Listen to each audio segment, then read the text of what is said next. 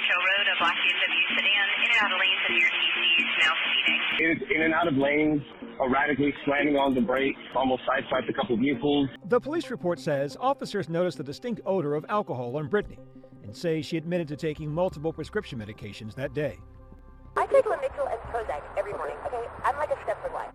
The new dashcam footage shows officers taking Spears through several field sobriety tests, which they say she failed.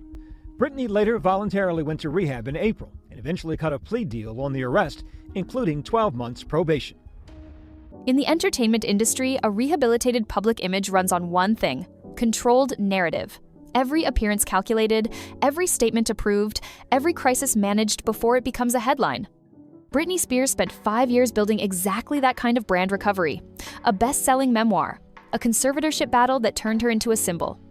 A public relations strategy so carefully executed that the entire world was on her side. On March 4, 2026, that entire strategy collapsed on the side of a California highway. A 911 caller reported an erratic driver on the 101 freeway. California Highway Patrol responded and found Britney Spears drifting between lanes in a black BMW, taking 15 seconds to respond to commands to pull over. When she finally rolled down her window, the reporting officer noted the distinct odor of alcohol coming from inside the vehicle. What happened next was not a PR crisis. It was a crisis management firm's worst nightmare.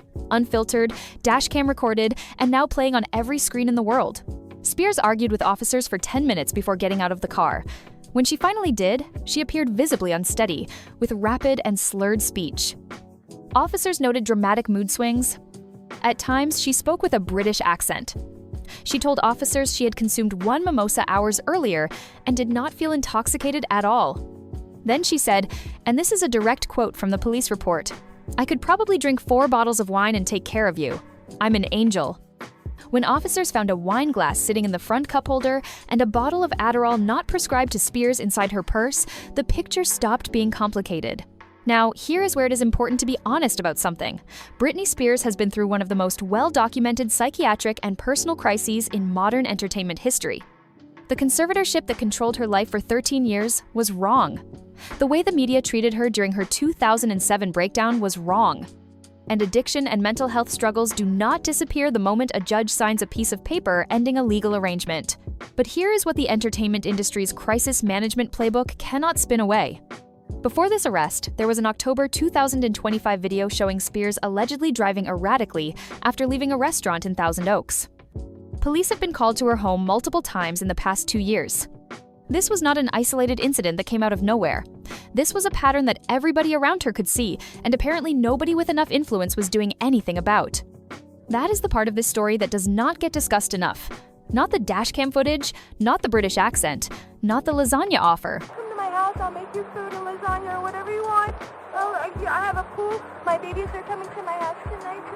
The question of who is actually around Britney Spears right now and what they are doing about what is clearly an ongoing crisis. After the arrest, Spears voluntarily checked into rehab. She was out within 3 weeks. On May 4th, she pleaded guilty to reckless driving. Her team released a statement. The story cycle moved on. Except the dashcam footage dropped this week, and now the story cycle is back. In the back of the police car, Spears told officers they were being mean to her and lying. She said she did not have a DUI. She said she was not even drinking. She said she just wanted to go home. That is not the statement of someone who understands the severity of what just happened to her public image. That is the statement of someone who is genuinely not okay. And those are 2 completely different problems that her team appears to be treating as one.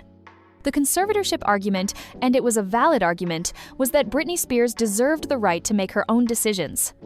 That she was a fully functioning adult being controlled against her will by a system built around her father's interests. The courts agreed, the world agreed, and she won. 5 years later, the dashcam footage shows a 44-year-old woman in handcuffs on a California freeway with someone else's prescription pills in her purse, telling police she is an angel who could drink 4 bottles of wine. Nobody who genuinely cares about Britney Spears looks at that footage and calls it a victory.